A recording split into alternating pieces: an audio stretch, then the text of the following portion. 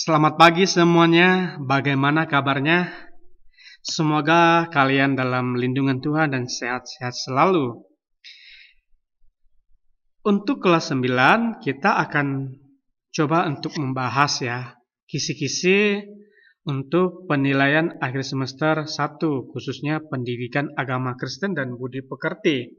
Nah, sebelum kita lanjut ke soal pembahasan, pada pagi hari ini kita berdoa dulu ya.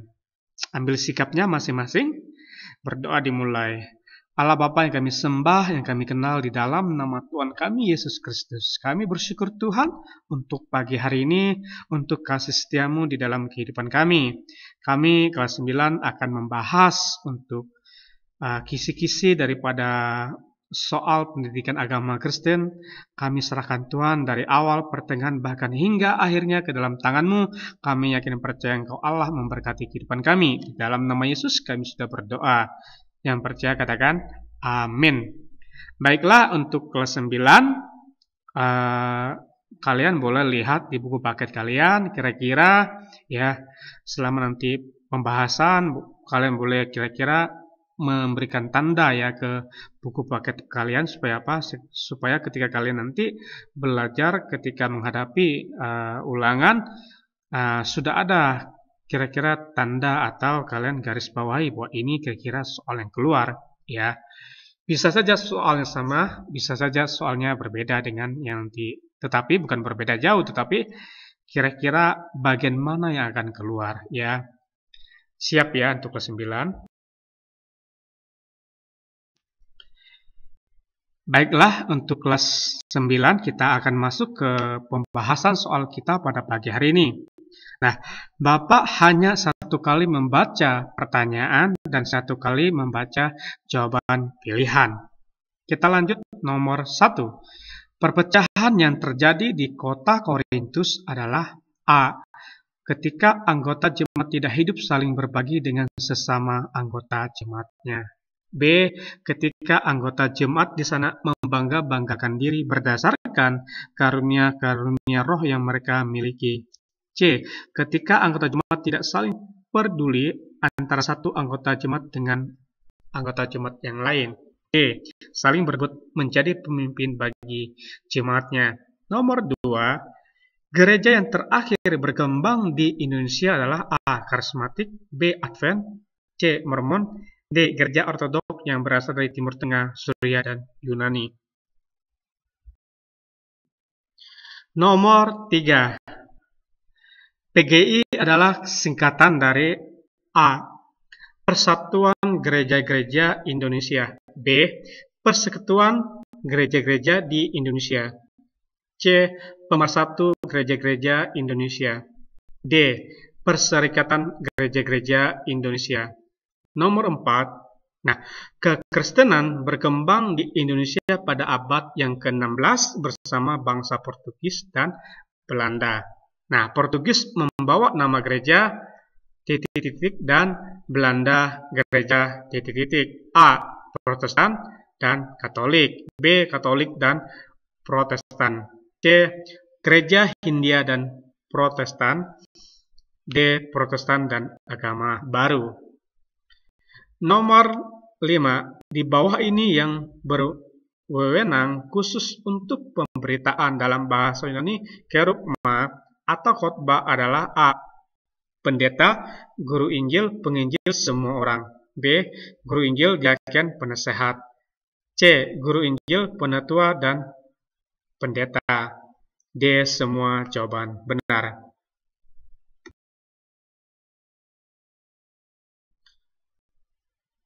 Nomor 6.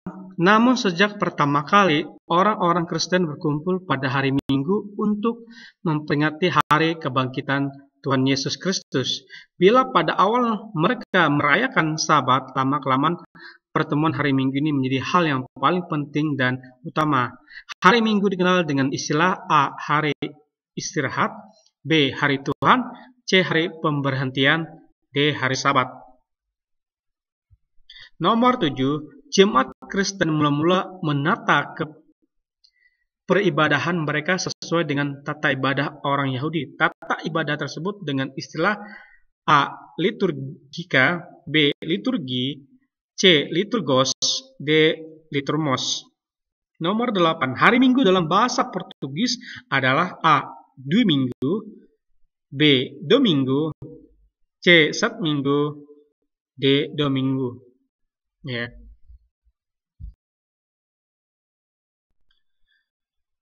Nomor 9. Dalam bahasa Yunani, kata liturgia mempunyai arti yang sama dengan A. Pembantu, B. Penasehat, C. Pelayan, D. Pesuruh. Nomor 10. Perjamuan kudus dilakukan oleh orang-orang percaya kepada Tuhan Yesus. Hal ini melambangkan A. Hubungan pribadi dengan Tuhan Yesus, B. Memperingati persekutuan yang erat antara Tuhan Yesus dengan para muridnya, C. Orang-orang percaya bertobat dari dosanya, D. Agar orang percaya menyadari akan dosanya.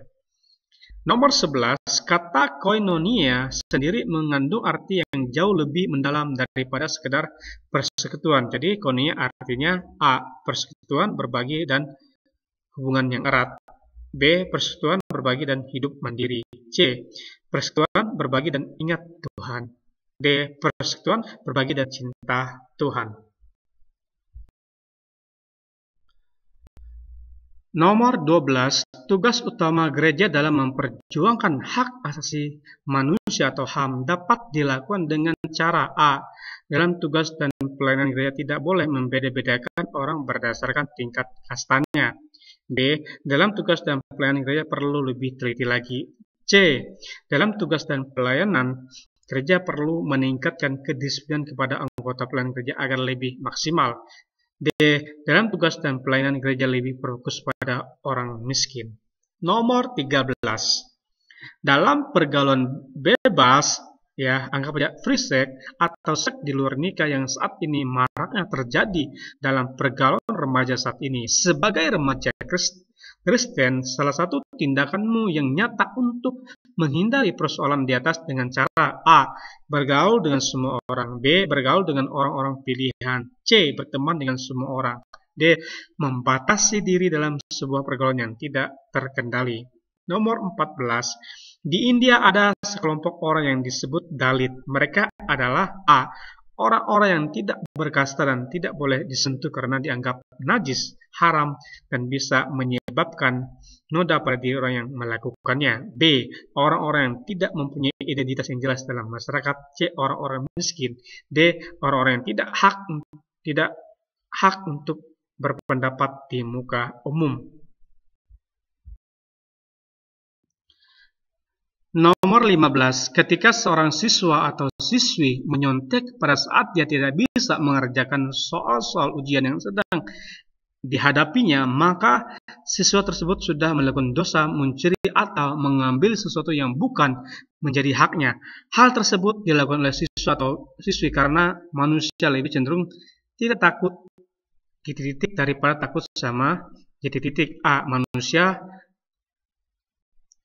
titik Tuhan, B. Tuhan, manusia, C. Tuhan, guru, D. Semua jawaban benar. Nomor 16. Dalam tradisi Yahudi, ketika perempuan menikah dan masuk dalam keluarga suaminya, maka terputusnya hubungan dengan keluarganya sendiri. Ketika suami meninggal dunia, seringkali mereka tidak mendapat titik A. Warisan, B. Harta benda suaminya, C. Kasih sayang dan dari keluarganya, D. Janda seumur hidup. Nomor 17. Dalam Matius 25 ayat 40, Tuhan mengajarkan agar kita peduli kepada orang-orang di titik A. Tersisihkan, B. Miskin, C. Sakit, D. Berdosa. Nomor 18. Gereja dapat bertumbuh secara kualitas apabila ia hidup dengan cara A. Memangku jabatan, B. Melakukan pekerjaan, C. Aktif dalam kebaktian, D. Bertekun dalam firman Allah. Nomor 19. Kristus adalah kepala gereja sebagai anggota tubuhnya. Harus hidup dengan cara A. Menyusun program gereja, melaksanakan program gereja, taat melakukan semua ibadah, taat melakukan kehendak Kristus. Nomor 20. Yang dimaksud dengan terang yang ajaib adalah A. Kristus, B. Penebusan, C. Pengampunan, D. Kehidupan kekal.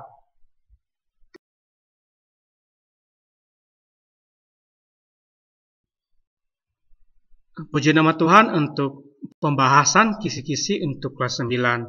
Tuhan Yesus memberkati, semoga mendapat nilai-nilai yang terbaik pada saat kalian menghadapi penilaian akhir semester untuk semester 1 tahun 2020. Perhatian, jangan pernah melakukan kecurangan walaupun tidak ada guru yang memperhatikan kalian selama mengikuti penilaian akhir semester 1. Ingat, Tuhan selalu memandang dan melihat kita. Takutlah akan Tuhan, maka segala jalanmu, hidupmu berhasil dibuatnya. Amin. Kiranya kasih setia Tuhan selalu menyertai kelas 9. Sukses selalu. Sampai jumpa di semester-semester yang atau di minggu-minggu yang akan datang. Tuhan Yesus memberkati.